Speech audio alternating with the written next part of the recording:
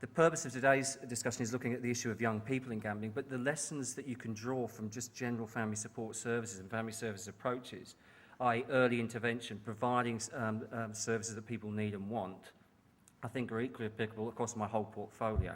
The impacts of gambling on kids and family is huge. What I'm going to talk about today is really about the effects and the kind of interventions that work with young people. But without that, I'm going to have to give you a bit of a context of how I see gambling is in our society. Also looking at issues of why they start gambling and why this particular young people, a cohort of people, is actually at risk. I think we can all answer that because we've all had the experience of being young people ourselves. So we're all aware of the kind of issues that we went through.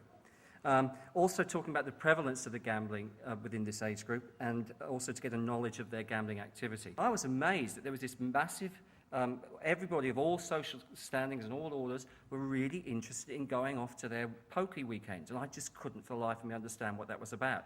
But then someone introduced me to the tradition of two-up and basically started to show me how ingrained gambling was. And then someone showed me, I said, how many public holidays do we have in Victoria? And I looked through and there's this thing called the Melbourne Cup holiday. I thought, what the hell is that?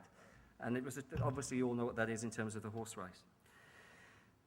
So gambling has become normalised. It's advertised widely. We've all seen it. It is commercialised. It is a commercialised activity, and it's regulated.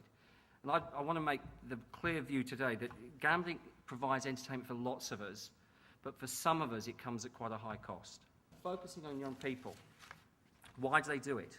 Why do they begin? Well, I think the first one is fairly self-evident: excitement and enjoyment. It is a buzz. It is a buzz seeing your friend with the latest iPod asking the question, where did you get that from? I remember going to school, and it was in a British school, and I always remember the 15-year-old kid who always had the kind of like racing post in his back pocket at 15. And you'd be scribbling and working out odds all the time, and he always seemed to have a really good life in terms of lots of access to money and lots of things. And so my only attempts at gambling basically failed, but it was that kind of modelling that I saw, and I thought it was exciting that he was involved in. For some, it relieves boredom, and also providing company is there. There is a thing about parent accepting, the parents who've got a history of gambling. The big thing is we all hope to win money. I don't think anybody gambles with the fact they're going to lose money. I think everyone enters it with the fact they're going to win. And the other thing about this particular cohort is wanting to do something dangerous and risky. So the vulnerability has two aspects. It's their own gambling. Youth gambling rates are high, which I'll go on to a few slides later to explain that. But also the potential of harm to them as a result of the gambling of a family member or significant other. The last time this happened to me was 5 years ago in Geelong, where there were 3 kids left in a McDonald's playground for over 4 hours. The oldest was 4.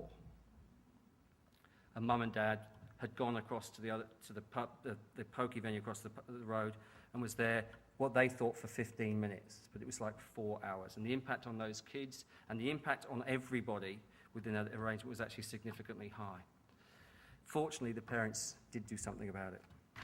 So, factors for young people developing problem gambling. There's an extensive list there, but I suppose the ones that I pick up is boys more at risk than girls, which is actually quite different for a lot of the things within the child protection system. The actual rates go higher for young women than they do for young men. Greater risk takers, high rates of depression, other addictions, anxious and less self-discipline, greater risk for suicide ideation and attempts. Now, I think that is a real issue for young people in Australia today. And of course, one of the big factors is they hold erroneous beliefs. It's important to remember these kids are not able to legally gamble, but these views, one day I'm going to strike it lucky at gambling, nearly 15%. To win at gambling, you have to think positively, 22%. You're more likely to win if I use my lucky numbers, 14.7%. And you can beat the system at the casino if you know how, 20%. You can see from the aspects of prevalence, the actual rates for this group are actually substantially higher of having problem gambling than the overall population.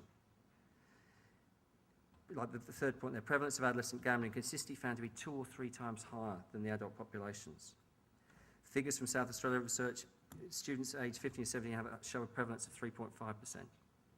What are they gambling? They're basically, it's poker machines and race betting. I think that if we look at that in maybe a few years' time, the use of internet and mobile phone gambling will be something equally it will be an equal part to that. The challenge for some of the services is that young people, unlike adult problem gamblers, don't lose houses, don't lose businesses, don't lose relationships. But they still should have a service to divert them on the trajectory they're going. So it's a challenge about how do we actually do that, and how do we mould services to make sure it picks things up. You know, the family impacts are, you know, neglect, disruption of family life, which I think you can obviously pick up. But again, it's the transmission to your own children of the problem. A startling stat for me was the final point there. Current Australian estimates suggest that approximately 15 to 20% of children born to problem gamblers will also develop problems. So we know who our client group is. We know where they are because we can see them through their parents. So maybe some targeted interventions, particularly around prevention to that group, would be something where we could actually get a bang for the dollar. Impact on community. I mean, we know that the impact on the community can be an issue. As I said, I see it through a child protection lens that a number of people who have issues with poker machines are blowing their money absolutely on a regular basis, and then being reliant on community agencies to actually get them through to the next paycheck. So in conclusion, I suppose what we have to do is work out how do we best identify this problem, how can we get involved early enough into the young people's lives and actually turn their trajectory around to actually make them responsible gamblers and responsible adults.